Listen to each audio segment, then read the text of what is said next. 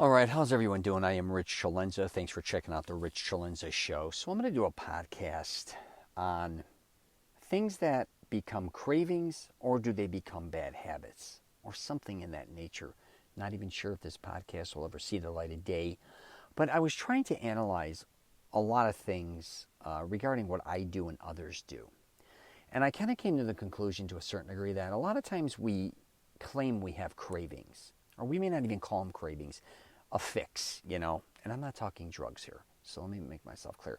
Just cravings regarding certain things. And it's kind of a fun thing. It's like, oh man, I'm craving, McDonald's, right? Or oh man, I'm craving this style food, or I'm craving this type of drink, or I'm craving going out and doing this. And of course, it could be drug related. Whatever the hell it is what it is. But it's not something that's kind of where you're addicted to a certain degree at the beginning. Or it's not a bad habit at that point in time.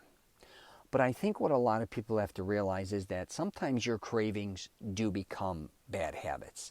And a lot of times can also become very addicting. And we don't talk about that a lot of times. And we also don't know how to nip it in the bud before it's too late. I'm first going to talk about food, I think, and I still have this problem. I'm always craving certain foods.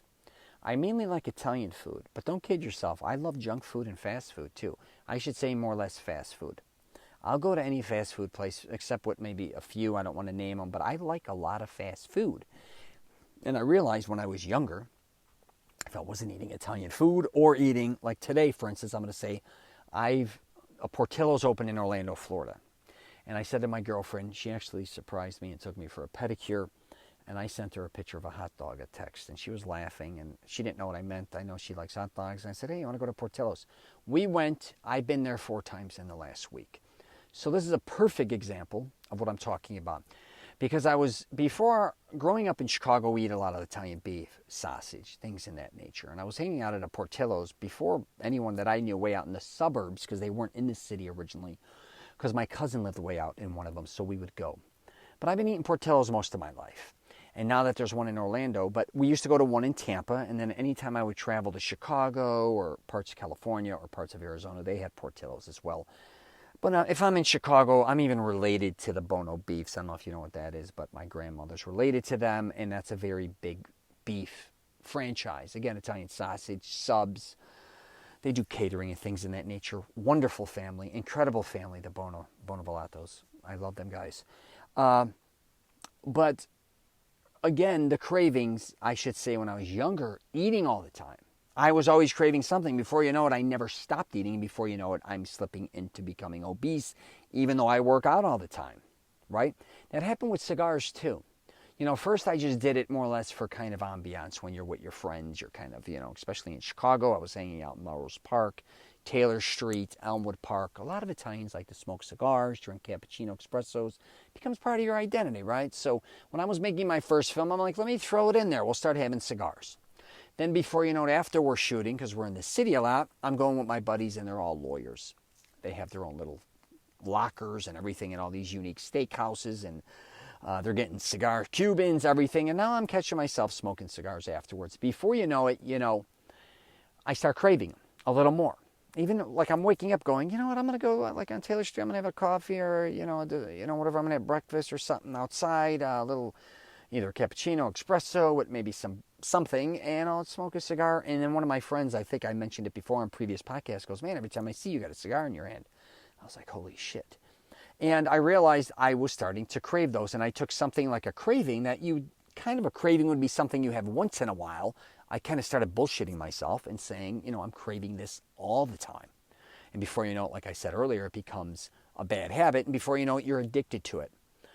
I just want people to pay attention to these type of things, because I do think a lot of people go through this. Because I talk about this when I try to help guys with quitting smoking, or at least my perspective, cigarettes and things of that nature. It's not like you picked up a pack. Maybe you did. But it's not like you smoke 20 at one time. It's like you have one, when you first start off, then 2, then you may be with friends, then, you're having 3 a day, then 4. Before you know it, you crave it a little more. Oh, I just smoke on weekends or when I have a drink. Before you know it, I only smoke when I gamble a little bit. Oh, I only smoke after I eat, lunch or dinner or something. Before you know it, you're always smoking, right? And you start craving those things. So I just, if you have this type of problem, too, I was going to say, is I think a lot of us kind of, too, we quit one thing and we kind of pick up another. And I've discussed this, but not a lot. If you're going to kind of be somebody who craves certain things, try to start craving things that are just healthier. Now, I know that sounds crazy. You're like, well, that's not how cravings are. Actually, they kind of are. You can do whatever you want to do in your life. I kind of replaced smoothies for cigars. Now, I'm not even saying a lot of smoothies are that healthy, but it was fruit juice, fresh juices, and things in that nature.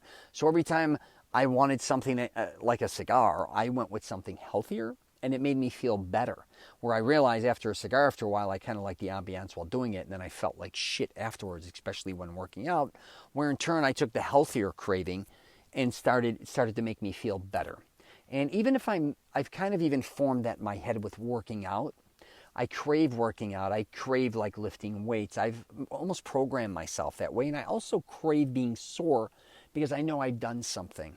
So again, that works for me. Now there's a difference between going and working out and hurting yourself, obviously, instead of helping yourself. But in this case, I'm trying to help myself. But you really have to sometimes, pay attention to these type of things with cravings. I would say definitely with food, obviously with other things too. It could be drugs. It could be, just many things too that can financially destroy you. It could be, man, I'm back to food. It doesn't even mean fast food or junk food or whatever. You may start craving things in your neighborhood. It could be steakhouses. I'm not kidding. Or, yeah, I love lobster. I'm craving lobster. And then before you know it, oh my God, I love seafood. And all these things. And before you know it, you keep spending more and more money on something that you can't afford to a certain degree at that point in time. And, it could be with shopping too, to a certain degree. You may be buying things that you can't always afford, but you just kind of get caught up in it. What became something fun at the beginning that you never thought would become a problem becomes a problem. And I think a lot of that, as we goof around, like I said, they're kind of like cravings to a certain degree. But anyways, that's my 2 cents. Not here to pitch anything else. Just pay attention. I just always want to make sure people become self-aware of what they're kind of doing, because I didn't have anybody telling me these type of things. I kind of just went through them.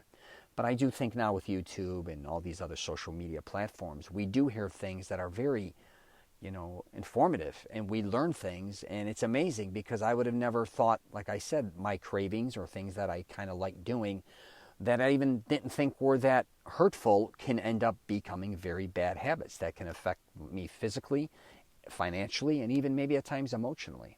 So I'm going to wrap it up there. Got any questions or comments? Please hit me up. I'm at richchalenza.com.